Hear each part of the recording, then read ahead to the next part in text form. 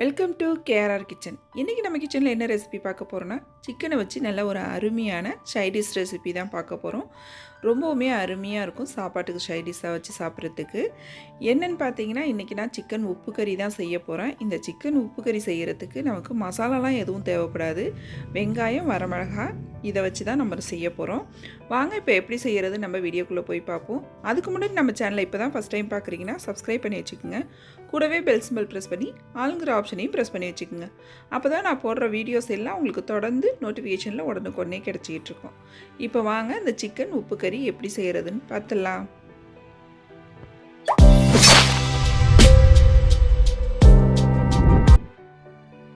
இப்போ ஒரு 15 வரமிளகாய் எடுத்து வச்சுருக்கேன். இப்போ இதை சின்ன சின்னதாக கட் பண்ணிக்கோங்க. ஒரு மிளகாயை 3 பீஸாக கட் பண்ணி அதில் உள்ள விதை எல்லாத்தையும் எடுத்துக்கங்க. இது போல் கொட்டினோம் அப்படின்னாக்கா விதை எல்லாம் வந்துடும். விதை இல்லாத அளவுக்கு எல்லாத்தையும் உதுத்துட்டு எடுத்து வச்சுக்கோங்க. விதை இருந்துச்சு அப்படின்னா நமக்கு காரம் அதிகமாக போயிடும். அதுக்காக தான் காரம் இல்லாமல் செய்யணும். இப்போ விதை தனியாக எடுத்துட்டேன், மிளகாய் தனியாக எடுத்து வச்சுருக்கேன். அப்புறம் பார்த்திங்கன்னா இந்த ரெசிபிக்கு சின்ன வெங்காயம் ரொம்ப அவசியம். சின்ன வெங்காயம் தான் நல்லா டேஸ்ட்டு கொடுக்கும். நல்லா ஒரு 200 கிராம் சின்ன வெங்காயத்தை இது போல் நீள்வாக்கில் வெட்டி வச்சுருக்கேன். இப்போ நம்ம செய்ய ஆரம்பிச்சிடலாம். அதுக்கு அடுப்பில் கடாய் வச்சு ஒரு 2 டேபிள் ஸ்பூன் அளவுக்கு நல்லெண்ணெய் சேர்த்துக்குங்க. எண்ணெய் காஞ்சதுக்கு அப்புறம் ஒரு அரை டீஸ்பூன் அளவுக்கு சோம்பு போட்டு நல்லா பொரிய விட்டுட்டு நம்ம க்ளீன் பண்ணி வச்சுருக்க மிளகாயை இது கூட சேர்த்து நல்லா 2 செகண்டுக்கு வதக்கி விட்டுக்குங்க. இப்போ நல்லா வதங்கினதுக்கு அப்புறம் இதில் வெங்காயத்தையும் இது கூடவே சேர்த்து நல்லா வதக்கி விட்டுக்குங்க. வெங்காயம் ஓரளவு வதங்கினதுக்கு அப்புறம் இதில் 1 டீஸ்பூன் அளவுக்கு இஞ்சி பூண்டு சாந்து சேர்த்துக்குவோம். இஞ்சி பூண்டு சாந்து சேர்த்து நல்லா கலந்து விட்டுக்குங்க. இஞ்சி பூண்டு பச்சை வாடை போனதுக்கு அப்புறம் நம்ம க்ளீன் பண்ணி வச்சுருக்க 1/2 கிலோ சிக்கனை இதில் சேர்த்துக்கிறேன். இதிலே ஒரு 1/4 டீஸ்பூன் மஞ்சத்தூள், அப்புறம் சிக்கனுக்கு தேவையான அளவு உப்பு எல்லாம் சேர்த்ததுக்கு அப்புறம் நல்லா ஒரு 5 நிமிஷத்துக்கு இது இந்த எண்ணெயிலே நல்லா வதக்கி விடணும். நம்ம வதக்கிட்டு அதுக்கப்புறம் தான் வேக வைக்கணும். இப்போ நல்லா இது போல் வதக்கிக்குங்க. சிக்கன் நல்லா வெந்து வரும்.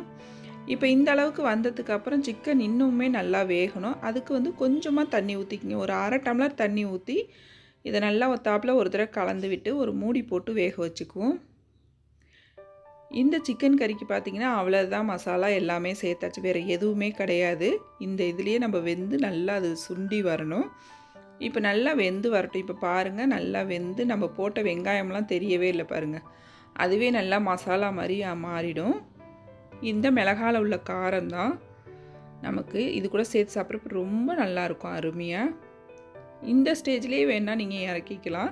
இல்லை இன்னும் கொஞ்சம் ட்ரையாக வேணும் அப்படின்னா கூட இன்னும் கொஞ்சம் நாளே அடுப்பில் வச்சோம் அப்படின்னாக்கா இன்னும் நல்லா ட்ரை ஆகி அந்த மசாலா எல்லாமே சிக்கன் கூட சேர்ந்து இன்னும் சூப்பராக இருக்கும். கடைசியாக இறக்க போகிறப்ப கொஞ்சமாக கருவேப்பிலை கொத்தமல்லி சேர்த்துக்குங்க. நல்லா வாசனையாக டேஸ்ட்டாக இருக்கும். இப்போ நம்மளோட சிக்கன் உப்பு கறி ரொம்ப சூப்பராக அருமையாக ரெடி ஆகிடுச்சிங்க. டேஸ்ட்டும் பார்த்திங்கன்னா ரொம்ப சூப்பராக அருமையாக இருக்கும். நல்ல சாம்பார் சாதம், ரசம் சாதம், தயிர் சாதம், இப்படி சாதத்து கூடலாம் வச்சு சாப்பிட ரொம்பவுமே சூப்பராக இருக்கும். சிக்கனும் பாருங்கள் நல்லா வெந்து வந்துருச்சு. நீங்களும் இந்த சிக்கன் உப்பு கறி ரெசிப்பியை செஞ்சு பாருங்கள். செஞ்சு பார்த்துட்டு எப்படி இருக்குன்னு எனக்கு கமெண்ட் பண்ணுங்கள். என்னோட இந்த ரெசிபி பிடிச்சதுன்னா லைக் பண்ணுங்கள், ஷேர் பண்ணுங்கள். மறக்காமல் நம்ம கேஆர்ஆர் கிச்சனை சப்ஸ்கிரைப் பண்ணி வச்சுக்கோங்க. நாளைக்கு வேறொரு ரெசிபியோடு சந்திப்போம். தேங்க்ஸ் ஃபார் வாட்சிங்.